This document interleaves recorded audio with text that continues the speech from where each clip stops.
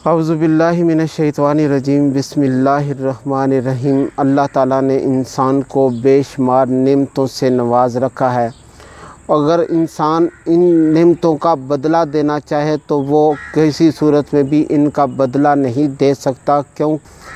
जिसके पास आँखें हैं वो भी एक नेमत है, जिसके पास कान है सुनने के लिए वो भी एक नेमत है, जिसके पास ज़बान है बोलने के लिए वो भी एक नेमत है, जिसके पास ज़बान ना हो, जिसके पास ज़बान हो लेकिन वो बोल ना सके, जिसके पास आँखें हों लेकिन वो देख ना सके, जिसके पास कान हो लेकिन वो सुन ना सके।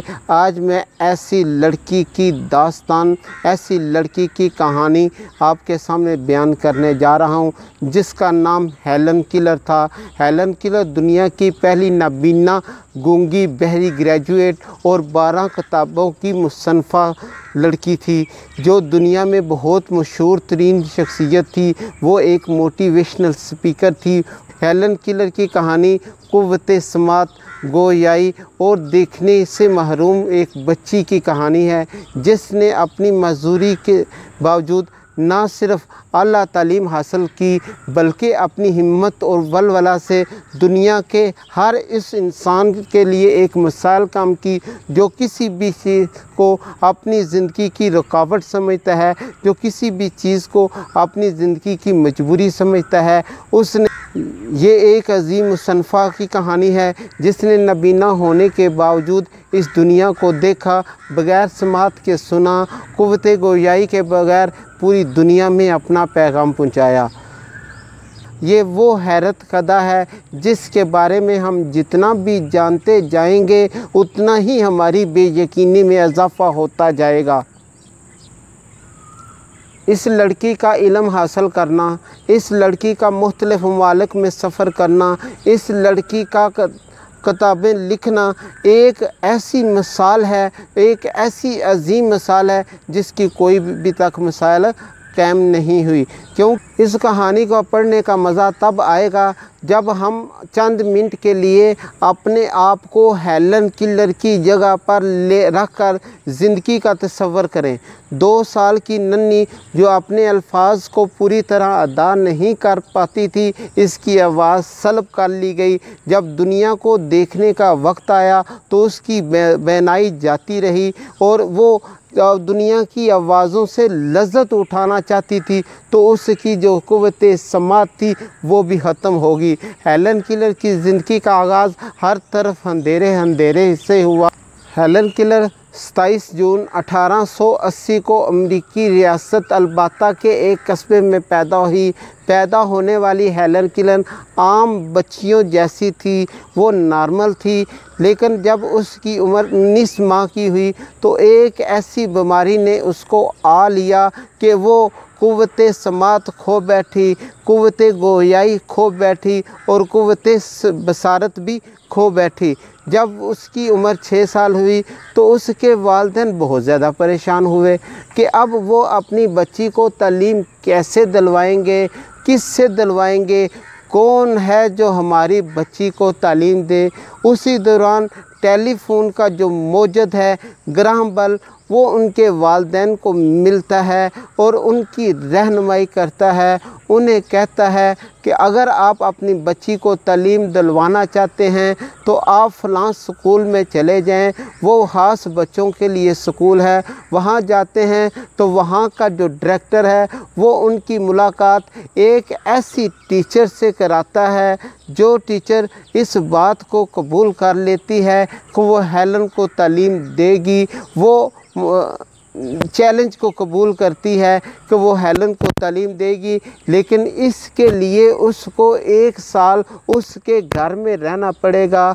जब उसके वालिदैन इस बात पर एग्री हो गए, उस टीचर की डिटर्मिनेशन थी, उस टीचर का अज़म था, उसने ये ठान लिया था कि वो हेलन को तालीम देगी। 1 साल हेलन को उसने उसके बाजू के ऊपर लिखना शुरू कर, साथ साथ लिखती, साथ साथ समझाती। एक गुड़िया ली, एक गुड़िया के ज़रिए भी उसने उसको तालीम देनी शुरू कर दी। एक दिन आया कि हेलन को जो सबसे पहला लफ्ज़ जिसको हेलन जान सकी थी वो पानी था। यानी हेलन खुद कहती है, मेरी टीचर ने मुझे अंडे से चूज़े निकलने तक का प्रोसेस हाथ के ऊपर समझा दिया था। वो उस्तानी थी, वो टीचर थी, उसके अंदर एक अज़म था, उसके अंदर एक वलवला था, उसके अंदर एक जोश था। वो चाहती थी, वो मुखलस थी कि वो तरबियत देना चाहती थी। वो चाहती थी कि इस बच्ची को वो तालीम देगी तो वो जो बच्ची है दूसरों के लिए एक मिसाल बनेगी। इसके लिए एन सेल्वन ने कैलन को मुख्तलिफ़ किस्म की मशक़ें करवाई और मशक़ों के बाद जब उससे महसूस कर लिया कि अब हेलन जो है वो किसी अदारे में जाकर तालीम हासिल कर सकती है, तो उसने उनके वालिदैन को कहा कि अब इसको फ़लाँ स्कूल में दाखिल करवा दें। 1888 में यानी 8 साल की उम्र में उसको बाकायदा एक नबीना बच्चों के मखसूस बच्चों के स्कूल में दाखिल करवा दिया। जब वो मखसूस बच्चों के स्कूल में दाखिल हुई तो उसने उन बच्चों के लिप्स होंठों के ऊपर हाथ उंगलियां से महसूस करते थी कि वो क्या बोलते थे और फिर वो उसका जवाब देती थी। वहाँ पर उसने ब्रेल की मदद से हरूफ तहज्जी सीखी। ब्रेल की वजह से मदद से ब्रेल एक ऐसा आला है जिसके ऊपर उभरे हुए नुक्ते होते हैं, उभरी हुई तहरीरें होती हैं, जिसको पढ़कर, जिसको महसूस करके, हाथों उंगलियों से महसूस करके नबीना और कुव्वते समात से महरूम और कुव्वते बसारे से महरूम जो बच्चे बच्चियाँ होती हैं वो वहाँ से तालीम हासिल करती हैं। जब आखिरकार उसने ग्रेजुएशन न्यूयॉर्क में जाकर अपनी एन सेल्वन के साथ जाकर अपनी ग्रेजुएशन की तालीम ली। जब उसने अपनी ग्रेजुएशन की तालीम ली तो वो अपनी उस्तानी के साथ, अपनी टीचर के साथ मुख्तलिफ़ ममालिक में सफ़र करना शुरू कर दिया। उसने मुख्तलिफ़ NGOs के साथ सफ़र करना शुरू किया। वो मोटिवेशनल स्पीकर बन गई। वो इशारों से अपनी टीचर को कहती और टीचर उसकी ज़बान समझती थी, उस्ताद टीचर उसकी ज़बान को समझती थी, वो लोगों तक उसकी बात पहुँचाती। तो उसने अपनी पहली जो किताब लिखी थी the story of my life. अगर आप हेलन के बारे में जानना चाहते हैं तो उसकी वो ऑटोबायोग्राफी किताब जो उसने लिखी थी the story of my life वो पढ़ लें, या द मिरेकल वर्कर एक मूवी है उसको देख लें, या इंडिया की एक मूवी है जो 2005 में रिलीज़ हुई थी दी ब्लैक के नेम से, अमिताभ बच्चन उसमें हीरो है। उसने किस तरह बच्ची को तालीम दी और बच्ची ने उससे किस तरह सीखा। ये एक जद्दोजहद थी, ये एक जोश था। आज हमारे पास अगर कोई इस किस्म का जो आँखों से महरूम बच्चा या बच्ची पैदा होता है, हम उसे मायूब समझते हैं, हम उसको चारपाई के ऊपर रख देते हैं। हमारे यहाँ ये इल्म की कमी है, या हम ये कह सकते हैं कि हमारी माशरती बुराइयों में से एक बुराई है कि हम उस नबीना बच्चे को अंधा अंधा अंधा अंधा कह के पूरी उम्र पुकारते तो रहते हैं, लेकिन कभी हमने ये तो नहीं सोचा कि अगर इसको भी तालीम दे दी जाए, इसके पास अगर ये देखने की हिस्स नहीं है, इसके पास बोलने की हिस्स नहीं है, इसके पास सुनने की हिस्स नहीं है, तो ये पूरी दुनिया के पास एक नए अंदाज से, नए रूप से उजागर होगा, नए रूप से अपने ज़िंदगी का आगाज़ कर सकेगा। तो उसके दूसरी जो हिस्स होती हैं, दूसरे जो उसके सेंस होते हैं, वो ज़्यादा काम करना शुरू कर देते हैं।